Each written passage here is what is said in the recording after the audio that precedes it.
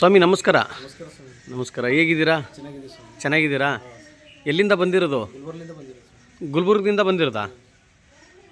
ಗುಲ್ಬರ್ಗದಿಂದ. ಹೌದು, ನಾನು ಈ ದೇವಸ್ಥಾನದಲ್ಲಿ ಇರ್ತೀನಿ ಅಂತ ಹೇಳಿಲ್ಲ ನಾನು ನಿಮಗೆ. ದೇವಸ್ಥಾನ ಹತ್ರ ಇದೆ. ಹೆಂಗೆ ಹುಡುಕಿದ್ರಿ ನನ್ನ? ಮಿರ್ಜಾಪುರ ಹೇಳಿದ್ರೆ ಮಿರ್ಜಾಪುರ. ಹಾಂ ಮಿರ್ಜಾಪುರ ಕೇಳ್ಕೊಂಡು ಬಂದು ಮಿರ್ಜಾಪುರ ಅಂದ್ರೆ ಇಲ್ಲಿ ಒಂದು ದೇವಸ್ಥಾನ ಅದ ಅಂದರು. ಹಾಂ ಯಾವ ದೇವಸ್ಥಾನ ನೋಡೋಣ ಅಂತ ಬಂದುಬಿಟ್ಟೆ. ಹಾಂ ಹಾಂ ಹಾಂ ದೇವಸ್ಥಾನ ಇದೆ. ಆಂಜನೇಯ ದೇವಸ್ಥಾನ. ಬಂದು ನಮಸ್ಕಾರ ಮಾಡಿ ಪ್ರಸಾದ ತೊಗೊಂಡ್ರಿ. ಅಂದರೆ ಪ್ರಸಾದ ಮಾಡ್ಕೊಂಡು ಇಲ್ಲಿ ಕೇಳಿದ್ರಾ ನಾನು ಬಂದಿದ್ದೀನಂತ? ಯಾವಾಗ ಎಷ್ಟು ಗಂಟೆಗೆ ಬಂದಿದ್ರಿ? 3 ಗಂಟೆ ಆಗಿತ್ತು ಇಲ್ಲಿ ಬಂದ. 3 ಗಂಟೆಗೆ? ಮತ್ತು ನಾನು 3 ಗಂಟೆಗೆ ಇಲ್ಲಿ ಬಂದಿರಲಿಲ್ಲ, ನಾನು ಬಂದಿರದೆ ಸಂಜೆ. ಹ್ಞೂ ಕೇಳ್ಕೊಂಡು ತಪ್ಪ ಕೇಳಿದ್ರೆ ಇಲ್ಲ ಬಂದಿರೋ ಅಂತ ಹೇಳಿದ್ರು. ಬಂದಿದ್ರು ಅಂತ ಹೇಳಿದ್ರು. ಬಂದಿದ್ರಂತ ಹೇಳಿದರು. ಇಲ್ಲೇ ಬಂದಿರೋ ಅಂತ ಹೇಳಿದ್ರು. ಹಾಂ, ಅವ್ರಿಗೆ ಗೊತ್ತಿಲ್ಲ. ಅವ್ರು ಅರ್ಚಕರು ಕೇಳಿದ್ರೆ ನಾನು ನೋಡಿಲ್ಲ ಅಂತ ಹೇಳಿದ್ರು. ನೋಡಿಲ್ಲ ಅಂದರು. ಹಾಂ, ರಿಟರ್ನ್ ಏನು ಮಾಡಿದ್ರೆ ಇಲ್ಲಿಂದ ನಾಂದೇಡ್ ರೋಡು ಅಲ್ಲೆಲ್ಲ ಲೋಕಲ್ ಕೇಳ್ಕೊಂತ ಹೋದ್ರು. ಹಾಂ, ಕೇಳ್ಕೊಂಡು ಹೋದ್ರೆ ನಾಂದೇಡ್ ಇನ್ನೂ 40 ಕಿಲೋಮೀಟರ್ ಇತ್ತು. ಹಾಂ ಹಾಂ ಅಲ್ಲಿವರೆಗೂ ಹೋಗಿ ಮತ್ತೆ ರಿಟರ್ನ್ ಹಾಂ ಬಂದು ಇಲ್ಲಿ ಲೋಕಲ್ ಕೇಳ್ಕೊಂಡು ಲಾಸ್ಟ್ ಏನು ಮಾಡಿದ್ರೆ ಹಾಂ ಫೈನಲ್ ಒಂದು ನಿರ್ಧಾರ ಮಾಡಿಕೊಂಡು ಇವತ್ತು ನೈಟ್ ಹಾಂ ಉಳ್ಕೊಂಡು ಹೆಂಗೆ ಫೋನ್ ರಿಸೀವ್ ಮಾಡ್ತಾರ ಹಾಂ ನೋಡೋ ಬೆಳಗ್ಗೆ ಎದ್ದೋಗಮ್ಮ ಅಂತೇಳಿ ಹಾಂ ಇಲ್ಲಿ ದೇವಸ್ಥಾನಕ್ಕೆ ಬಂದರೆ ಹಾಂ ದೇವಸ್ಥಾನಕ್ಕೆ ಬಂದು ಇಲ್ಲಿ ದರ್ಶನ ಮಾಡಿಕೊಂಡು ಆಂಜನೇಯಗೆ ಸ್ವಲ್ಪ ಕೇಳ್ಕೊಂಡ್ರು. ಹಾಂ, ಭೇಟಿ ಮಾಡಿಸ್ತಾ ಇಲ್ಲಪ್ಪ ಅಂತೇಳಿ ಆಂಜನೇಯವ್ರ ಹತ್ರ ಕೇಳಿದ್ರಿ, ಹೇಳಿದ್ರು. ಇವ್ರನ್ನ ಭೇಟಿ ಮಾಡಿಸ್ತಿರಿಲ್ಲ ಅಂತ ಕೇಳಿದ್ರಿ? ಹಾಂ ಕೇಳಿದ್ರು. ಹಾಂ, ಕೇಳಿದ ತಕ್ಷಣ ನಮಸ್ಕಾರ ಮಾಡ್ಕೊಂಡು ಕುಂತೀವ್ರಿ. ಹ್ಞೂ. ಪ್ರಸಾದ ತೊಗೊಂಡು ಅಷ್ಟರಲ್ಲಿ ನಿಮ್ಮ ಕಾಲ್ ಬಂತು. ಎಷ್ಟು ಗಂಟೆಗೆ? ರಾತ್ರಿ 7-8 ಗಂಟೆ ಆಯ್ತು. 7-8 ಗಂಟೆ ಆಗಿತ್ತು. ಅಲ್ಲ, ನಾನು ಫೋನ್ ಮಾಡ್ತೀನಿ ಅನ್ನೋದು ಏನು ಗ್ಯಾರಂಟಿ ಸ್ವಾಮಿ? ನಾನು ಟ್ರೈ ಮಾಡ್ತಾ ಇದ್ದಿಲ್ಲ. ನೀವು ಟ್ರೈ ಮಾಡ್ತಾ ಇದ್ದೀರಿ. ಬಿಜಿ ಬರ್ತಾ ಆದರೂ ಹೋಗೋದು ಬೇಡ, ಒಂದು ಉಳ್ಕೊಂಬಿಡೋಣ ಅಂತ ಅನ್ಕೊಂಡ್ರಿ. ಹಾಂ ಹಾಂ ಹಾಂ ಇಲ್ಲೇ ಉಳ್ಕೊಂಡು ಬೆಳಗ್ಗೆ ಎದ್ದು ಹೋಗೋಣ ಅಂತ ಅನ್ಕೊಂಡು ಹಾಂ ಹಾಂ ಹಾಂ ಹಾಂ ಬೆಳಗ್ಗೆ ಎದ್ದು ಹೋಗೋಣ ಅಂತ ಅಂದ್ಕೊಂಡು ಬಂದೀವಿ. ಆದರೂ ನೈಟ್ ಸಿಕ್ವಿ. ಅಲ್ಲ, ಬೈಕ್ ತೊಗೊಂಬಂದಿರೋದಾ? ಬೈಕ್ ಏನು ಸ್ವಾಮಿ ಅಷ್ಟು ದೂರದಿಂದ ಬರ್ತೀರಾ? 250 ಅಂದರೆ ಎಷ್ಟು ಕಿಲೋಮೀಟ್ರ್ ಆಯಿತು? 500 ಕಿಲೋಮೀಟ್ರ್ ಆಯಿತು. ಇರಲಿ. ಹಾಂ, ಪಾಪ ಅಷ್ಟು ದೂರದಿಂದ ಬಂದಿದ್ದೀರಾ, ಒಳ್ಳೇದಾಗಲಿ. ಕೂಡ್ಕೊಳ್ಳಿ, ರಾಯರ್ನ ಹಿಡ್ಕೊಳ್ಳಿ.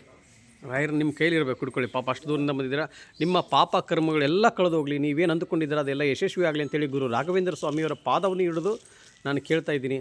ಅಷ್ಟು ದೂರದಿಂದ ಬಂದಿದ್ದೀರಾ, ಆದರೂ ಒಂದು ಮಾತು ನೀವು ಹೇಳಿದ್ರಿ, ಏನು ಆಂಜನೇಯ ದೇವ್ರನ್ನ ಕೇಳ್ಕೊಳ್ಳೋಣ. ಹೌದಲ್ಲ? ಅವ್ರನ್ನ ಕೇಳಿಕೊಂಡು ಅಪ್ಪ ತಂದೆ ಇವ್ರನ್ನ ಸಿಗುವಂಗೆ ಮಾಡು ಅಂತ ಆಂಜನೇಯ ಹತ್ರ ಕೇಳಿದಾಗ ಆ್ಯಕ್ಚುಲಿ ನಾನು ಇಲ್ಲಿ ಬರುವ ಬರ್ತಿರಲಿಲ್ಲ. ರಾತ್ರಿ ಆಲ್ರೆಡಿ 6:30 ಇತ್ತು. 6:30 ಆದಾಗ ಅಲ್ಲೇ ನೆಕ್ಸ್ಟು ಒಂದು ಊರಿದೆ, ಇಲ್ಲೇ ಉಳ್ಕೋಬೇಕು ನೀವು, ಬೇಡ ಇಲ್ಲೇ ಉಳ್ಕೊಳ್ಳಿ ಅಂತ ತುಂಬ ಕೇಳಿದ್ರು ನನ್ನನ್ನು. ಅಲ್ಲೇ ಇಲ್ಲ ಹೋಗೋಣ ಅಂತಂದು ಅದು ಏನು ಗೊತ್ತಾಗಲಿಲ್ಲ ನನಗೆ. ಮತ್ತೆ ರಿಟರ್ನು ಈ ದೇವಸ್ಥಾನಕ್ಕೆ ಬಂದಾಗ ನಿಮ್ಮ ಪರಿಚಯ ಆಯಿತು. ಒಳ್ಳೆಯದಾಗಲಿ. ಇನ್ನು ಮುಂದೆ ಏನು ಕುಗ್ಗಬೇಡಿ, ಅರ್ಥ ಆಯ್ತಾ? ಗುರು ರಾಘವೇಂದ್ರ ಸ್ವಾಮಿಯವರು ಇದ್ದಾರೆ, ದೇವರಿದ್ದಾರೆ. ದೇವರು ಇರೋದ್ರಿಂದನೇ ಇವತ್ತು ನಾವು ಉಸಿರಾಡ್ತಾ ಇರೋದು, ಹೌದಲ್ವಾ? ಅದಕ್ಕೆ ನಂಬಿಕೆ, ತಾಳ್ಮೆ ಇವೆರಡೂ ಇರಬೇಕು.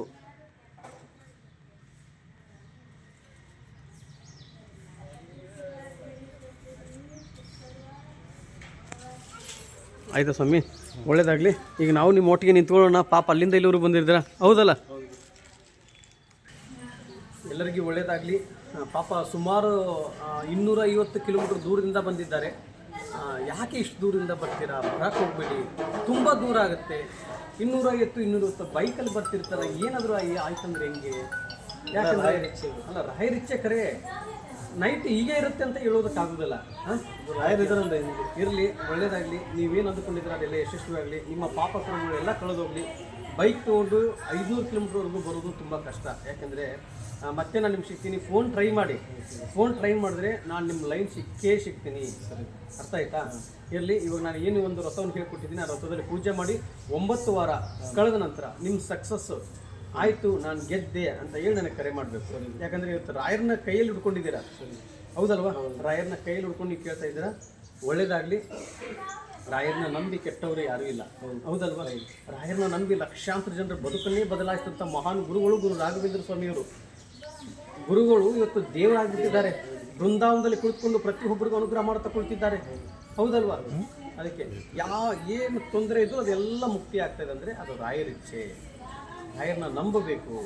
ಆದರೆ ನಾನು ಹೇಳ್ಕೊಟ್ಟಂತೂ ಬೆಳಗಿನ ಜಾವದಲ್ಲಿ ಬ್ರಾಹ್ಮಿ ಮುಹೂರ್ತದಲ್ಲಿ ಅವಾಗಲೇ ದೇವರಿಗೆ ಎಚ್ಚರಿಕೆ ಆಗೋದು. 5 ಗಂಟೆ ಒಳಗಡೆ ನೀವೇನು ಪೂಜೆ ಮಾಡ್ತೀರಲ್ಲ, ಆವಾಗಲೇ ರಾಯರಿಗೆ ಎಚ್ಚರಿಕೆ ಆಗೋದು. ನಾನು ಹೇಳ್ಕೊಟ್ಟಂಥ ರಥವನ್ನು ನೀವು ಸ್ಟಾರ್ಟ್ ಮಾಡಬೇಕು, ಆಯಿತಾ? ಒಳ್ಳೆಯದಾಗಲಿ. ಬರಬಾರ್ದಿನ್ನ. ಹಾಂ,